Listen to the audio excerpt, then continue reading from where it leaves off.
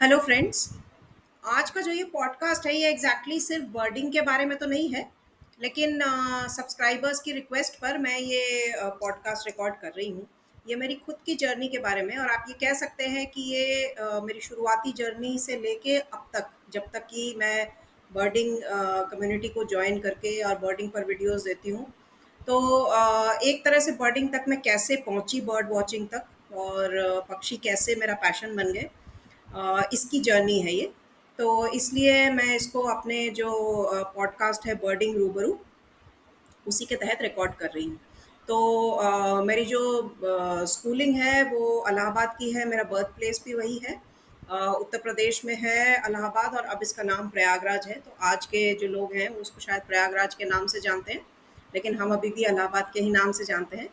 और इलाहाबादी लोग जो हैं बड़े रेजिस्टेंट होते हैं, जो काम सोच लेते हैं करने का वो करके ही रहते हैं। तो आई एम हैप्पी कि मैं एक ट्रू इलाहाबादी हूँ, और जो भी मैंने सोचा करने के लिए वो मैंने किया है आज तक, और फ्यूचर में भी होपफुली अगर भगवान का साथ रहा तो ऐसा ही होगा। तो स्कूलिंग कंप्लीट करने के बाद मेरी स्कूलिंग थी एक मिशनरी स्कूल से, जो कि सेंट मेरीज कॉन्वेंट। तो कॉन्वेंट स्कूल्स में थोड़ा साइंस सब्जेक्ट्स की तरफ आपको ऐसा लग सकता है कि ज़्यादा जो है ध्यान नहीं दिया जाता। तो थोड़ा जो फर्स्ट अटेम्प्ट होता है आपका, अगर आप मेडिकल या इंजीनियरिंग एंट्रेंस में जा रहे हैं, तो उसमें अगर आपने खुद से तैयारी अलग से नहीं की है तो थोड़ी सी मुश्किल होती है। मुझे भी वो मुश्किलें आई, और पहली बार में मैं मेडिकल एंट्रेंस में सिलेक्ट नहीं हुई प्री मेडिकल टेस्ट में। उसके बाद वहाँ पे उस समय एक बहुत ही अच्छा, मतलब बेस्ट कोचिंग माना जाता था, जिसको कृष्णा कोचिंग इंस्टीट्यूट कहते थे। शॉर्ट में हम लोग केसीआई कहते थे। और कृष्णा कोचिंग में कई बच्चे ऐसे थे जो साल दर साल कृष्णा कोचिंग कोचिंग में पढ़ाई किए जा रहे थे। लेकिन ऐसे भी बच्चे थे जो एक साल करके और सिलेक्ट हो जाते थे, उनको मैक्सिमम फ़ायदा होता था उसका। तो उस ज़माने में एक साल कोचिंग करने की टोटल फीस सिर्फ 5,000 रुपये थी। आज के ज़माने में आप इमेजिन कर सकते हैं 5,000 में आपको कोचिंग तो दूर की बात, स्कूल में भी एडमिशन नहीं मिलेगा। नर्सरी क्लास की किताबों का भी कॉस्ट 5,000 से ज़्यादा होगा। तो उस टाइम पे पूरे साल का कॉस्ट 5,000 था, और हम अपने नोट्स बनाते थे। सुबह 6 बजे हमें कोचिंग में बुलाया जाता था, 6 बजे से 9 या 10 बजे तक क्लासेस होती थी। उसके बाद शाम को फिर से क्लासेस होती थी। तो हमारी खूब अच्छी पढ़ाई होती थी वहाँ पर। और साथ में मैंने इलाहाबाद यूनिवर्सिटी का जो बीएससी फर्स्ट ईयर का कोर्स था वो भी मैंने ज्वाइन किया हुआ था, लेकिन मैंने उसकी कोई भी क्लास अटेंड नहीं की थी। उसके बाद अगले साल जो एग्ज़ाम्स हुए उसमें मैं ऑल इंडिया प्री मेडिकल में और स्टेट प्री मेडिकल दोनों में ही सिलेक्ट हुई थी, लेकिन क्योंकि ऑल इंडिया का रिजल्ट पहले आ गया था, उसमें मेरी रैंक 543 थी, मुझे अभी भी याद है। तो घर वालों ने बोला कि तुरंत इसी से ज्वाइन कर लो और इलाहाबाद मेडिकल कॉलेज ही ज्वाइन कर लो। तब तो उम्र कम होती है, 18 साल की उम्र में इंसान को लगता है कि ठीक है, जो जहाँ पे हम रह रहे हैं, जो हमारा शहर है, वहीं पर रहना बेटर होगा, घर पे रह के आप पढ़ाई कर पाएंगे। तो उसमें मैंने ज़्यादा, मतलब कुछ ऑब्जेक्शन भी नहीं किया, और मैंने एमएलएन मेडिकल कॉलेज इलाहाबाद में एमबीबीएस कोर्स ज्वाइन कर लिया। और पढ़ाई अच्छी होती थी, क्योंकि एमबीबीएस की पढ़ाई में बहुत ज़्यादा फ़र्क किसी भी मेडिकल कॉलेज में नहीं है।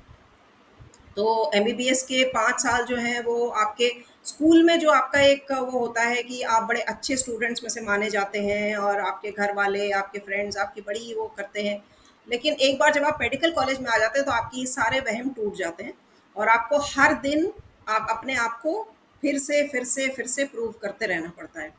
तो हर एक स्टेप में, हर एक दिन में, हर कुछ हफ्तों में, हर कुछ महीनों में कोई एक नया चैलेंज आ जाता है। तो जो 25 सब्जेक्ट्स हम पढ़ते हैं एमबीबीएस में, उसमें 2 सब्जेक्ट से मुझे डिस्टिंक्शन मिला था, जिसमें एक था पीडियाट्रिक्स और दूसरा था फॉरेंसिक मेडिसिन। और उस ज़माने में फॉरेंसिक मेडिसिन लड़कियां लेती नहीं थी ज़्यादा। फॉरेंसिक मेडिसिन का मतलब वो ब्रांच जिसमें कि मुर्दों की पढ़ाई होती है। मतलब ये कि आपका ये पूरा का पूरा ब्रांच क्राइम से रिलेटेड, क्राइम से जुड़ा हुआ है। तो एक इनेट लाइकिंग थी मेरी उस चीज़ के लिए, लेकिन क्योंकि उसको बहुत अच्छा नहीं समझा जाता था फीमेल्स के लिए, तो उस पे कभी मैंने ध्यान नहीं दिया, हालाँकि उसमें मुझे सबसे ज़्यादा मार्क्स मिले थे। और आज के दिन भी अगर मैं सोचती हूँ कि आज जो सिचुएशन है, आज लड़कियाँ भी फॉरेंसिक मेडिसिन बड़े आराम से लेती हैं, और प्रॉस्पेक्ट्स भी अच्छे हैं। लेकिन इसका एक पहलू ये है कि आप लाइफ लॉन्ग क्राइम से और क्रिमिनल्स की बड़ी क्लोज प्रॉक्सिमिटी में काम करेंगे। तो एक जो आपका माइंडसेट है, एक जो मेंटल मेकअप है, वो बहुत स्ट्रांग होना चाहिए। तो एक पर्टिकुलर तरीके का आपका जो पूरा बैलेंस्ड पर्सनालिटी होना चाहिए, जिससे कि आप उसे कर सके अपने काम को अच्छे से। तो फोरेंसिक मेडिसिन के अलावा पीडियाट्रिक मुझे पसंद थी और वो मेरा पहला चॉइस था कि मैं पोस्ट ग्रेजुएशन में शायद पीडियाट्रिक्स ही लूँगी। और उसके बाद फिर बहुत सारे सब्जेक्ट्स में मुझे पेपर ऑफ ऑनर्स मिले थे। पेपर ऑफ ऑनर्स का मतलब ये होता है कि आपके परसेंटेज जो है वो 65% से ज़्यादा जिन सब्जेक्ट्स में होते हैं उसको पेपर ऑफ ऑनर्स कहते हैं। तो उसमें जनरल मेडिसिन भी थी, सर्जरी भी थी, बहुत सारे सब्जेक्ट्स थे। तो फाइनली क्या हुआ कि एमबीबीएस फाइनल ईयर के बाद में जो post graduate entrance medical entrance होता है पोस्ट ग्रेजुएशन के लिए, वो ज़्यादा स्ट्रेसफुल होता है, क्योंकि जब तक आपने मान लीजिए आप 12वीं के बाद एमबीबीएस एंट्रेंस के लिए अपियर कर रहे हैं और आपका 2 बार 3 बार में सिलेक्शन नहीं होता है, तो आपको इतनी ज़्यादा टेंशन नहीं है। आपको बुरा तो लगेगा, लेकिन आप अपनी ब्रांच चेंज करने के लिए फ्री हैं। अगर आपका सिलेक्शन नहीं हो रहा है और आपको लग रहा है कि मुझे अपनी ब्रांच चेंज कर लेनी चाहिए, तो आप कॉमर्स लाइन में जा सकते हैं, आप किसी भी लाइन में जा सकते हैं। जैसा कि बहुत सारे लोगों ने किया, मेरे साथ के जो स्टूडेंट्स थे, काफ़ी सारे लोगों के साथ ये प्रॉब्लम आई और उन्होंने ऐसा ही किया। लेकिन एक बार जब आप एमबीबीएस कर लेते हैं और फिर आप पोस्ट ग्रेजुएट मेडिकल एंट्रेंस के लेवल पे पहुंचते हैं, उस समय जब आपका सिलेक्शन नहीं हो रहा होता है या आपको कोई अच्छी ब्रांच नहीं मिल रही होती है, वो ज़्यादा स्ट्रेसफुल है, क्योंकि अब आप एमबीबीएस कर चुके हैं। तो एज एन एमबीबीएस डॉक्टर या तो आप प्रैक्टिस करें, जो कि बहुत से लोग करते हैं, उसमें कोई बुराई भी नहीं है। इनफैक्ट हमने भी यूपीएससी का एग्ज़ाम दिया था, मैंने और मेरे कई बैचमेट्स ने। यूपीएससी का जो एग्ज़ाम होता है, जो कि एमबीबीएस ग्रेजुएट्स के लिए होता है, और उसके थ्रू उन्हें जीडीएमओ की नौकरी मिलती है। तो वो नौकरी मुझे भी मिली थी और मैंने रेलवेज ऑप्ट किया था, लेकिन बाद में पोस्ट ग्रेजुएशन हो जाने के बाद मैंने वो जॉब नहीं ज्वाइन किया। तो उसका रिटन में भी हो गया था, इंटरव्यू में भी हो गया था, मैंने चूज़ भी कर लिया था रेलवेज़। और उसके बाद फिर मैंने कुछ टाइम लिया था उनसे कि मैं अभी पोस्ट ग्रेजुएशन कर रही हूँ। लेकिन बाद में पोस्ट ग्रेजुएशन ख़त्म होने के बाद दूसरों से भी एडवाइस लिया, तो ये रियलाइज़ेशन आया कि अब इस लेवल के जॉब में शायद उतने अच्छे से एडजस्टमेंट नहीं हो पाएगा। तो क्योंकि साथ वाले सारे लोग वो एमबीबीएस लेवल के होंगे, आप पोस्ट ग्रेजुएट लेवल के होंगे, तो दिक्कतें आ सकती हैं। तो मैंने वो जॉब छोड़ दिया, जॉइन ही नहीं किया उसमें। तो पोस्ट ग्रेजुएट एंट्रेंस में भी पहली बार में मेरी रैंक अच्छी नहीं थी और कोई अच्छा सब्जेक्ट मुझे नहीं मिलता। सेकंड टाइम में मैंने बहुत मेहनत की और उसके बाद फिर मेरी रैंक स्टेट जो पीजी एंट्रेंस एग्जामिनेशन था यूपी स्टेट का, उससे मेरी रैंक 54 थी। लेकिन मेरे ऊपर ये एक लिमिटेशन थी मेरी मम्मी की तरफ से, खास करके कि मैं वही ब्रांच लूँ जो कि मुझे अपने शहर में मिल रही, मतलब इलाहाबाद में। तो जो मेरी चॉइसेस थी पीडियाट्रिक्स और मेडिसिन पहले और दूसरे नंबर की, उसकी एक-एक सीट ही थी जो कि इलाहाबाद में थी। और मेरी रैंक आने से पहले वो दोनों सीटें ऑक्यूपाई हो चुकी थी। अब आम तौर पे क्या होता था काउंसलिंग के दौरान कि सबसे पहले जिस कॉलेज की सीट्स ऑक्यूपाई होती थी वो था केजी मेडिकल यूनिवर्सिटी लखनऊ, क्योंकि वो सेंट्रल यूनिवर्सिटी थी। लेकिन उसी साल, मतलब 2005 की मैं ये बात कर रही हूँ, जो मेरा एमबीबीएस था वो 1998 से लेके 2003 तक था। और जो मेरा पीजी एंट्रेंस जिस साल सिलेक्शन हुआ वो 2005 था। तो 2005 में इलाहाबाद यूनिवर्सिटी को भी सेंट्रल यूनिवर्सिटी डिक्लेयर कर दिया गया था। तो इस वजह से केजीएमयू के बाद सीधे जो सीट्स ऑक्यूपाई हुई वो इलाहाबाद की सीट्स। और नॉर्मली क्या होता था कि केजीएमयू के बाद लोग जीएसवीएम मेडिकल कॉलेज कानपुर की सीट्स उठाते थे।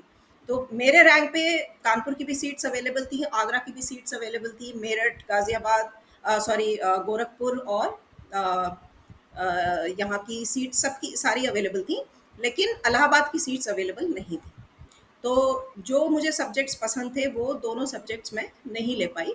तो तीसरी चॉइस मेरी एनेस्थीसिया थी, क्योंकि मुझे मालूम था कि मुझे सर्जिकल ब्रांचेस में नहीं जाना है। तो ये भी उस समय काफ़ी लोगों को हैरानी भी हुई कि मैंने 54 रैंक पे एनेस्थीसिया क्यों ली, और लोगों ने मुझे ये भी कहा कि अगर आपके घर की तरफ से रिक्वेस्ट था भी कि आप इलाहाबाद में चूज़ करें, फिर भी फ्रीडम आपके पास थी, आप किसी और शहर में भी, कानपुर या आगरा या मेरठ या गोरखपुर कहीं पर भी झांसी आप अपने पसंद की ब्रांच ले सकते थे। लेकिन उस टाइम पे मुझे ये लगा कि जो भी मैंने आज किया है उसका कोई ना कोई कारण होगा, और मुझे अब ये महसूस होता है कि एनेस्थीसिया लेकर मैंने अच्छा किया। क्योंकि होता ये है कि अगर आप क्लिनिकल ब्रांचेस में हैं तो उसमें से वो ब्रांचेस जो पेशेंट डिपेंडेंट हैं, मतलब कि अगर आप मेडिसिन में हैं या पीडियाट्रिक्स में हैं या आप सर्जन हैं, आप जिस शहर में रहते हैं वहाँ पर लोग आपको जानते हैं। तो आप धीरे धीरे अपना लोगों में अपनी साख को बढ़ाते हैं, अपनी पहचान बनाते हैं। उस शहर को छोड़कर जाने में आपको बड़ा डर लगता है। आप एक जगह से दूसरी जगह मूव नहीं कर पाते हैं फ्रीली। जबकि एनेस्थीसिया में ये चीज़ नहीं है। अगर आपको किसी को प्रूव करना है तो वो सिर्फ़ और सिर्फ़ आपकी आपके जो आपका जो स्किल है, वो अगर आपके पास है, आपका जो वर्क एक्सपीरियंस है, आपने कहाँ-कहाँ पे क्या-क्या किया है, वो सारा कुछ आपके पास है और वो अच्छा है, आपका रिकॉर्ड अच्छा है, तो आपको किसी भी अच्छे हॉस्पिटल में, किसी भी अच्छे सेंटर में आपको जॉब मिल जाएगी। और आपको अपने आप को प्रूव एक दूसरे डॉक्टर को करना है जो कि सर्जन है। आपको अपने आप को जनता को प्रूव नहीं करना है, जिसको कि मेडिकल साइंस के बारे में कुछ नहीं पता है। वो अपने दिमाग के हिसाब से आपको जज करती है। जबकि एक सर्जन को पता है कि एक अच्छा एनेस्थेटिस्ट कौन है और एक बुरा एनेस्थेटिस्ट कौन है। तो आपको अपने आप को ज़्यादा प्रूव करने की ज़रूरत ही नहीं पड़ेगी। आपका जो रेपुटेशन है वो आपसे पहले पहुँच जाता है उस जगह पे। तो एनेस्थीसिया लेने का ये फ़ायदा है कि आप देश में ही नहीं, आप दुनिया में कहीं भी अपने आप को अडैप्ट और सेटल कर सकते हैं, अगर आपके अंदर अडैप्टेबिलिटी है। तो एक तरह से मेरे लिए ये अच्छा हुआ। 2005 से 2008 3 साल का होता है एमडी का पीरियड, और 2007 के एंड में बहुत ही दुखद घटना हुई कि मेरी मदर की डेथ हो गई। तो उस समय भी मैंने रियलाइज़ किया कि अगर मैं यहाँ पर नहीं होती और मैं किसी और शहर में होती, तो उनके जो लास्ट मोमेंट्स थे उन टाइम पर उस टाइम पर मैं उनके साथ नहीं होती। तो भगवान जो भी करता है कुछ सोच समझ कर ही करता है। ये बात उस दिन फिर से प्रूव हो गई मेरे लिए।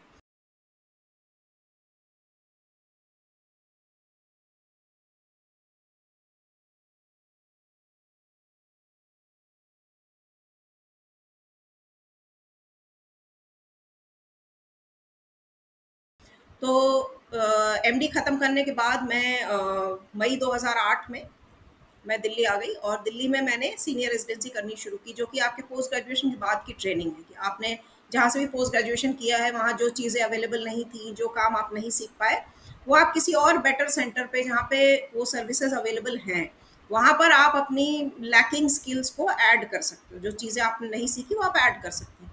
तो मैंने कुछ समय करीब पौने 2 साल यूनिवर्सिटी में कॉलेज ऑफ मेडिकल साइंसेज और जीटीबी हॉस्पिटल वहाँ पर काम किया। और उसके बाद फिर मैंने जीबी पंत हॉस्पिटल ज्वाइन किया, जिसका कि नाम अब जिपमर है, मतलब Govind Vallabh Pant institute of post graduate medical education and research. और ये जो कदम था मेरा जीबी पंत ज्वाइन करने का, ये बिल्कुल लाइफ चेंजिंग मोमेंट था। क्योंकि वहाँ से जो ट्रेनिंग मुझे मिली, करीब करीब 9 साल मैंने काम किया वहाँ पर अलग अलग ओहदे पर। जो मुझे ट्रेनिंग जीबी पंत से मिली उसके बलबूते पर मैंने मतलब मैं बता नहीं सकती हूँ कि मेरा कितना फ़ायदा हुआ है। तो पहले मैंने जब ज्वाइन किया सीनियर रेजिडेंट ज्वाइन किया था, क्योंकि सीनियर रेजिडेंसी मेरी थोड़ी सी बची हुई थी। तो वो खत्म करने के बाद मैंने और उसको एक्सटेंड किया, 8-9 महीने और एक्स्ट्रा सीनियर रेजिडेंसी की, क्योंकि मेरी बीच में जो है कॉन्ट्रैक्चुअल पोस्ट निकले हुए थे, जो कि फैकल्टी के लिए निकले थे, असिस्टेंट प्रोफेसर के पोस्ट थे।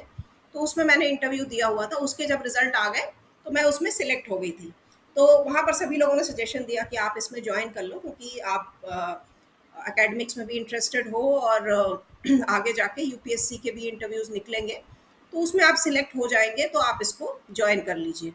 तो मैंने मई 2012 में वहाँ पर कॉन्ट्रैक्ट पे ज्वाइन किया, और 2010 से लेकर 2012 का जो पीरियड था, 2 साल मैं लगातार जो है हार्ट के ऑपरेशन थिएटर में रही, मतलब कार्डियक सर्जरी ओटी में रही, और वहाँ पर मुझे कार्डियक एनेस्थीसिया में इंटरेस्ट आया। और जितने भी लोग मेरे साथ काम करते थे, सीनियर्स जो मुझे देखते थे, सर्जन्स जो देखते थे, उनका ये कहना था कि इसके लिए मेरा नेचुरल टैलेंट है, एक नेचुरल एप्टीट्यूड है कार्डियक एनेस्थीसिया के लिए। तो वो यही कहते थे कि आप इसको डिटेल में पढ़ो और आगे इसी में काम करो।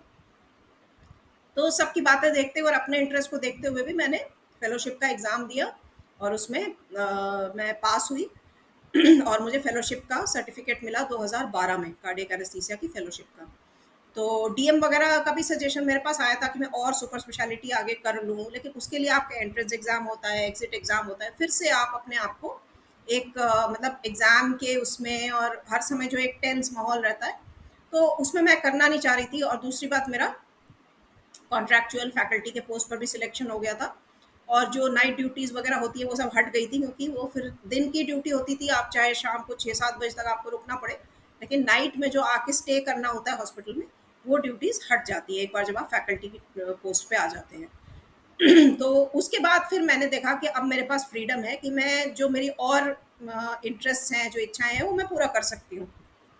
तो 2012 से मैंने ट्रैवल करना शुरू किया, और पहली शुरुआत हुई सोलो ट्रैवल की बद्रीनाथ और केदारनाथ यात्रा से, जो अक्टूबर 2012 में मैंने की थी। और ये 23 अक्टूबर की रात को मैं चली थी दिल्ली से, और जो वापस आने का दिन था वो मेरे ख्याल से 28 या 29 अक्टूबर था। तो इस बीच में 5 दिनों के अंदर मैंने दोनों धाम कवर किए थे, बद्रीनाथ और केदारनाथ, और वो मेरे सोलो ट्रैवल की शुरुआत थी।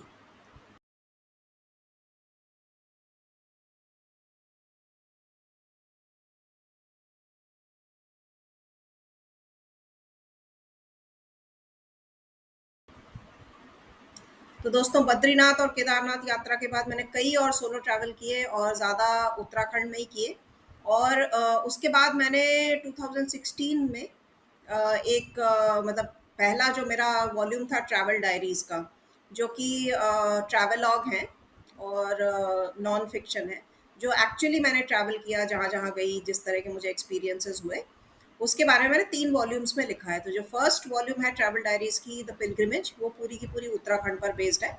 सेकंड वॉल्यूम मैंने हार्ड कॉपी नहीं निकलवाई थी, क्योंकि वो कोविड टाइम में आया था 2020 में। फर्स्ट वॉल्यूम 2018 में आया था।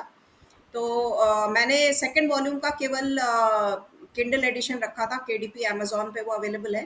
तीनों वॉल्यूम्स का मैं लिंक इस डिस्क्रिप्शन में डाल दूँगी, जो मेरी तीनों किताबें हैं। अगर कोई पढ़ना चाहता है आप में से, तो आप इसकी हार्ड कॉपी फर्स्ट और थर्ड वॉल्यूम की लेके पढ़ सकते हो। सेकंड जो वॉल्यूम है, सर्चिंग फॉर द रूट्स, उसका आप ई बुक या किंडल एडिशन पे पढ़ सकते हैं।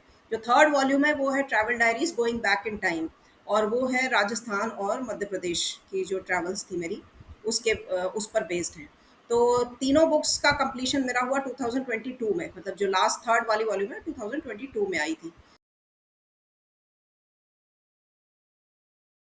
इस बीच में 2014 से लेके 2016 तक मैंने ज्योतिष का कोर्स भी किया, और ये मैंने भारतीय विद्या भवन नई दिल्ली, जो कस्तूरबा गांधी मार्ग पर है, वहाँ पर वीकेंड क्लासेस होती थी, सैटरडे और संडे की। तो मैं डायरेक्टली सैटरडे को हॉस्पिटल से ड्यूटी करने के बाद वहाँ चली जाती थी, और उसके बाद संडे को मैं घर से जाती थी अलग से। और इसका प्रॉपर हमारा कोर्स होता था, मतलब एग्जाम्स होते थे। तो ज्योतिष अलंकार पहले साल के एंड में, और ज्योतिष आचार्य वो आपको दूसरे साल के एंड में ये डिग्री मिलती है। और मुझे दोनों ही ईयर्स में सिल्वर मेडल भी मिला था, सेकंड हाईएस्ट मार्क्स थे मेरे। तो एस्ट्रोलॉजी का कोर्स 2016 में कंप्लीट करने के बाद 2 साल तक तो मैंने उसको प्रैक्टिस नहीं किया, जो घर में ही किसी ने कुछ पूछ लिया वो अलग बात है। लेकिन 2018 से मैंने इसको फॉर्मली प्रैक्टिस करना शुरू किया ऑनलाइन प्लेटफॉर्म पर। और उसमें एस्ट्रोयोगी.com पर मैं पहले करती थी, लेकिन अब नहीं करती हूँ। एस्ट्रोस्वामीजी.com पर मेरा प्रोफाइल है अभी, और मैं उस पर अभी भी ऑनलाइन प्रैक्टिस करती हूँ एस्ट्रोलॉजी। उसके अलावा मैंने 2016 में मेरा जो कॉन्ट्रैक्चुअल पीरियड था, मतलब 2012 से लेकर 2016 तक पर ईयर हमारा कॉन्ट्रैक्ट रिन्यू होता था। तो 4 साल तक मैंने वो कॉन्ट्रैक्चुअल जॉब की थी, और साथ साथ में, क्योंकि इंटरेस्ट को परस्यू करने के साथ साथ में करियर भी चल रहा था। तो जो कॉन्ट्रैक्चुअल जॉब थी उसमें ग्रोथ कोई होती नहीं है। आपका एक्सपीरियंस ज़रूर ग्रो करता है, आप नई चीज़ें सीखते ज़रूर हो, आप पब्लिकेशंस करते हो, लेकिन आपकी सैलरी फिक्स्ड रहती है, उसमें कोई आपको इंक्रीमेंट नहीं मिलता, आपको कोई अलाउंसेस नहीं मिलते। जो आपका डेजिग्नेशन है वो चेंज नहीं होता, आपकी कोई प्रमोशन नहीं होती है।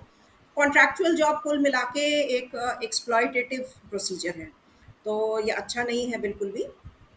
एक आध साल ठीक है, आप एक्स्ट्रा एक्सपीरियंस के लिए कर सकते हो, लेकिन 4 साल काफ़ी ज़्यादा था। उसके बाद मेरा यूपीएससी में एक सिलेक्शन हुआ था, जो कि स्पेशलिस्ट की पोस्ट थी। बहुत अच्छी जॉब थी वो, उसमें कोई भी कमी नहीं थी। आप काम कर सकते हैं दिल्ली के किसी भी मेडिकल कॉलेज में। मेरा सारा जितना एक्सपीरियंस था वो सब कुछ मेडिकल कॉलेज का एक्सपीरियंस था पूरा, मतलब टीचिंग एक्सपीरियंस था। मेरा जो एम था वो ये था कि मुझे एक टीचिंग फैकल्टी बनना है यूपीएससी के थ्रू, या किसी भी एग्ज़ाम या इंटरव्यू के थ्रू टीचिंग फैकल्टी बनना है मेडिकल कॉलेज में। तो इसलिए मेरा जो सारा एक्सपीरियंस था एमडी के बाद का, पोस्ट ग्रेजुएशन के बाद का, वो सब कुछ मेडिकल कॉलेज से था। उसके बाद भी आप जो नॉन टीचिंग पोस्ट पर भी अगर हैं, आप काम फिर भी मेडिकल कॉलेज में कर सकते हैं। आप सारा कुछ काम वही करेंगे जो कि एक टीचिंग फैकल्टी करता है, लेकिन आपको उसका क्रेडिट नहीं मिलेगा। ये फिर से एक बहुत गलत बात है, लेकिन अब चीज़ें हैं ऐसी सोसाइटी के अंदर, और ऐसी ही चलती आ रही हैं। लोग मेहनत करते हैं, उतना ही काम करते हैं, सारे फंक्शंस वही करते हैं जो टीचिंग फैकल्टी करती है, उनकी सैलरी भी उतनी ही है, उनके सारे अलाउंसेस सब कुछ सेम है। बस फ़र्क ये होता है कि उनको समर और विंटर की वैकेशन नहीं मिलती, और जो भी वो टीचिंग करते हैं, जो भी वो as a teaching faculty, as a non teaching person काम करते हैं, उसको उसका क्रेडिट नहीं मिलता है, उसको कोई स्टूडेंट नहीं मिलेगा थीसिस के लिए। तो ये सारी चीज़ें धीरे-धीरे आपको, जब आप उम्र में बड़े होते जाते हैं, तो वो चीज़ें आपको हर्ट करती हैं, और मेरा तो एम ही यही था कि मुझे टीचिंग फैकल्टी बनना है। तो मैंने अपनी कोशिश जारी रखी यूपीएससी के, उसके बाद 2 इंटरव्यूज़ हुए, लेकिन दोनों में मेरा सिलेक्शन नहीं हुआ। और उसके बाद मैंने और जगह पर भी इंटरव्यूज़ देने शुरू किए दिल्ली के बाहर, जिसमें से मेरा पीजीआई रोहतक में सिलेक्शन हो गया, और उसके अलावा मेरा केजी मेडिकल यूनिवर्सिटी में भी सिलेक्शन हो गया था। लेकिन केजी मेडिकल यूनिवर्सिटी का इंटरव्यू 2018 में हुआ था, उसका रिजल्ट 1 साल बाद आया, जुलाई 2019 में।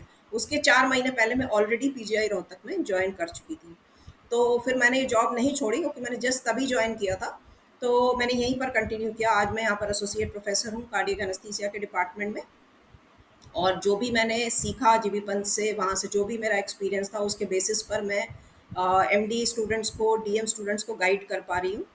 तो इसलिए मैं, जो मेरा एक्सपीरियंस और जो मुझे मिला जीबी पंत से, वो अमूल्य है मेरे लिए। तो पिछले 5 सालों में वहाँ से रिज़ाइन करके आने के बाद मैं वापस वहाँ पर नहीं गई हूँ।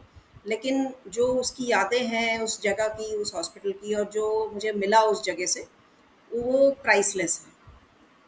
उसके बाद 2019 में यहाँ ज्वाइन करने के बाद 1 साल के अंदर ही कोविड आ गया, आपको पता ही है, 2020 से। और कोविड पूरी दुनिया भर के लिए श्राप था। पूरी दुनिया के सब लोग, सारे देश, सारे लोग, हर कोई किसी न किसी तरह से कोविड से नुकसान उठाया है।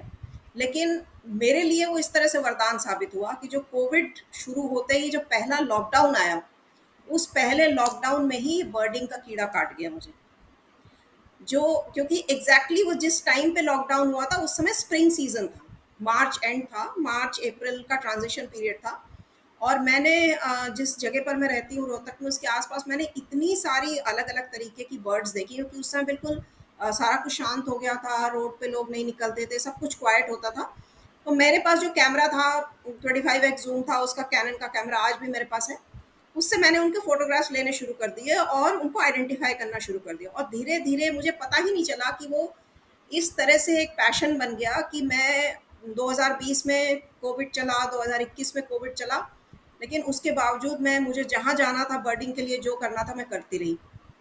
अपने आसपास का जो ऑब्जर्वेशन करना था, वो 5-6 महीने करने के बाद फिर मैंने उस साल नवंबर 2020 में पहला अपना बर्डिंग ट्रिप एक नेशनल पार्क में किया, रणथंभौर।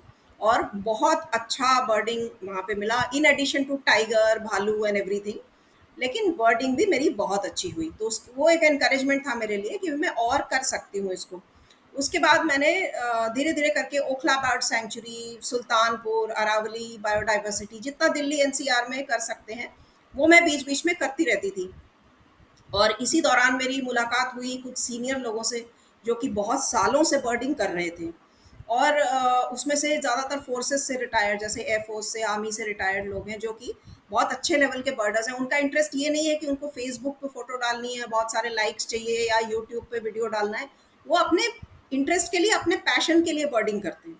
तो ऐसे लोगों से मेरी मुलाकात हुई, और उनके थ्रू मैं उन ग्रुप्स में ज्वाइन कर पाई, जहाँ पर कि बर्डिंग का एक्टिव डिस्कशन होता है, कौन-कौन सी डेस्टिनेशंस हैं, वहाँ पर कौन-कौन सी बर्ड्स मिलती हैं, और उनके बारे में जनरल इन्फॉर्मेशन। तो उन ग्रुप्स को जॉइन करने से ही मेरा 50% राइज़ हो गया एकदम से।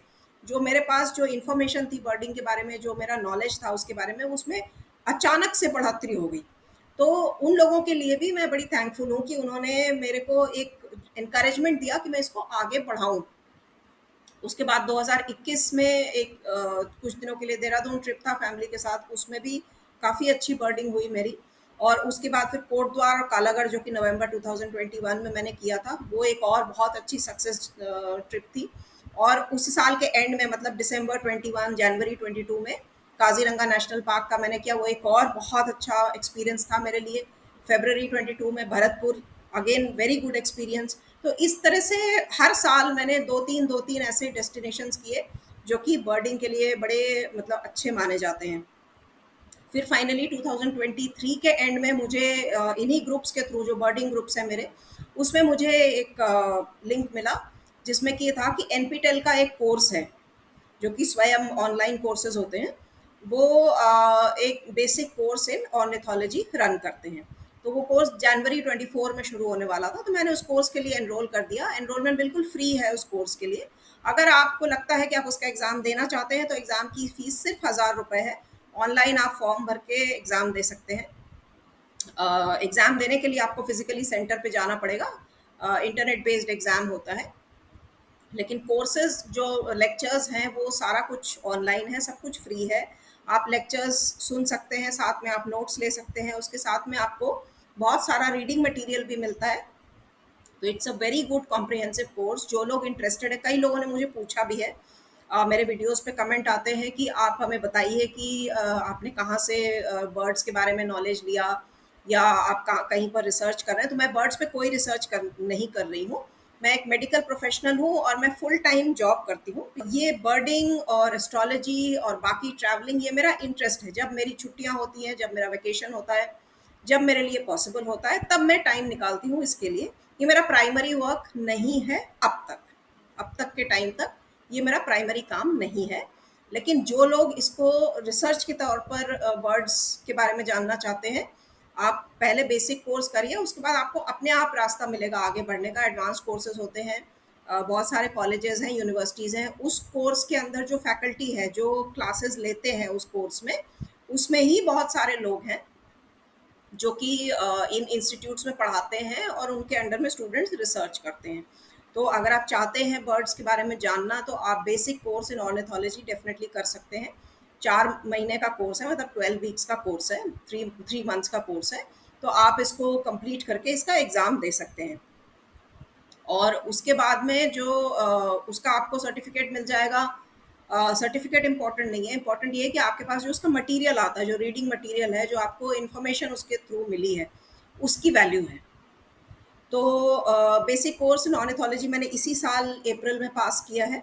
और उसके बाद से मैंने इसी साल से वीडियोस भी बनाने शुरू किए। पहले जो मैंने वीडियोस, मेरे पुराने वीडियोस अगर आप देखेंगे यूट्यूब के वीडियोस, मैंने 2022 में शायद पहला वीडियो अपलोड किया था, जो कि मेरे एक फ़ोटो एग्जीबिशन का वीडियो था। फ़ोटो एग्जीबिशन मेरा 2017 में हुआ था इंडिया हैबिटेट सेंटर में। उस टाइम पे मैं सिर्फ लैंडस्केप फ़ोटोग्राफी करती थी। तो उसका एक वीडियो मैंने बना के और यूट्यूब पे अपलोड किया था। उसके बाद मैंने लगभग 1.5-2 साल तक कोई चीज़ अपलोड नहीं करी थी यूट्यूब पे। लास्ट ईयर से मैंने थोड़े-थोड़े वीडियोज़, जो मेरे नॉर्मल ट्रिप्स में जो फ़ोटोग्राफी में वीडियोज़ बनते थे, जिसमें कि मेरा कोई वॉइस नहीं होता था, वो साइलेंट वीडियोज़ होते थे। उनको कैसे एडिट करके कैसे ऐड करना है, वो मैंने करना सीखा। उसके बाद मैंने छोटे-छोटे वीडियोज़ डालने शुरू किए थे। इनफैक्ट इस साल जो जनवरी में मेरा भूटान ट्रिप था, वहाँ से मैंने प्रॉपर व्लॉगिंग शुरू की। और उसमें भी मैंने कई जगह पर वॉइस ओवर डाला है, स्पेशली जो बर्ड्स वाला जो पार्ट था, जो भूटान की बर्ड्स पे मैंने बनाया था, उसमें मैंने कई जगह वॉइस ओवर दिया हुआ है, क्योंकि वहाँ पे मैंने नहीं बोला था। उसके बाद फ़रवरी ऑनवर्ड, जब मैं अपने एरिया में जहाँ पर मैं रहती हूँ, वहाँ पर जब मैं माइग्रेटरी बर्ड्स का रिकॉर्डिंग करने जाने लगी थी, तो तब मैंने इसको व्लॉगिंग के तौर पे करना शुरू किया। बाद में वॉइस ओवर डालने का कोई तुक नहीं रहता है। तो अब मैं रेगुलर व्लॉगिंग करने की कोशिश करती हूँ जितना हो सकता है। पूरे समर में भी मैंने इस बार की है, और इससे मुझे भी बहुत सारी नई चीज़ें पता चली हैं। पहले मुझे बस यही पता था कि विंटर में सितंबर के बाद आती हैं बर्ड्स, और उसी समय जाना चाहिए बर्ड वॉचिंग के लिए। ऐसा नहीं है, बर्ड वॉचिंग पूरे साल की जा सकती है। और समर में, मानसून में, स्प्रिंग में, विंटर में, हर मौसम में अलग-अलग बर्ड्स आपको मिलेंगी, या जो सेम बर्ड्स हैं वो भी आपको अलग-अलग कंडीशन में मिलेंगी, और आप उनकी एक्टिविटीज़ को ज़्यादा ऑब्जर्व कर पाएंगी। तो इस साल जो मैंने 2021 में कोट द्वार ट्रिप किया था, मैंने फिर इस बार जून में गर्मी में रिपीट किया कोट द्वार ट्रिप, और इस साल का ट्रिप भी मेरा बहुत अच्छा था, बहुत ही अच्छा था। उसके अलावा मैंने पन्ना नेशनल पार्क की भी मतलब एक शॉर्ट ट्रिप किया था समर वेकेशन के टाइम पे। तो ये सारी चीज़ें जो आप करते हो, इससे आपको कुछ ना कुछ नया इन्फॉर्मेशन मिलता है हर एक उसके बारे में, नेस्टिंग के बारे में, उनके बच्चों के बारे में, उनकी फूड हैबिट्स के बारे में, मेटिंग हैबिट्स के बारे में। सारी चीज़ें आपको ऑब्जर्व करने को मिलती हैं। तो आप पूरा साल बर्डिंग कर सकते हैं। बर्डिंग के बारे में आपको जो भी नॉलेज चाहिए, मेरे वीडियोस तो आप देखते ही हैं, मेरे वीडियोस से आपको नॉलेज मिलती है। उसके अलावा भी बहुत कुछ है बर्डिंग में करने के लिए जो आप कर सकते हैं। तो ये पॉडकास्ट रिकॉर्ड करने का मेरा यही पर्पस था कि जो मेरी जो जर्नी है वो कैसे शुरू हुई और यहाँ बर्डिंग तक कैसे पहुँची। तो मुझे उम्मीद है कि शायद आपको ये पसंद आएगा। अगर पसंद आए तो आप इसको लाइक ज़रूर कीजिएगा, शेयर भी कीजिएगा, कमेंट भी कीजिएगा। मुझे बताइएगा कि आप क्या-क्या इम्प्रूवमेंट चाहते हैं वीडियोज़ में। जो थोड़ी बहुत साउंड की प्रॉब्लम्स हैं वो उसका मैं कुछ कर नहीं सकती, क्योंकि जो कैमरा मैं यूज़ करती हूँ उसमें माइक अटैच नहीं हो सकता है। मेरी ज़्यादातर रिकॉर्डिंग जो है वो हाईवे के आसपास होती है, तो आवाज़ें आती हैं। और उसके अलावा जो मेरा चैनल है उसको आप सब्सक्राइब ज़रूर करें, जिससे कि मुझे भी एनकरेजमेंट मिले आगे आप लोगों के लिए वीडियोज़ बनाने के लिए। Thank you.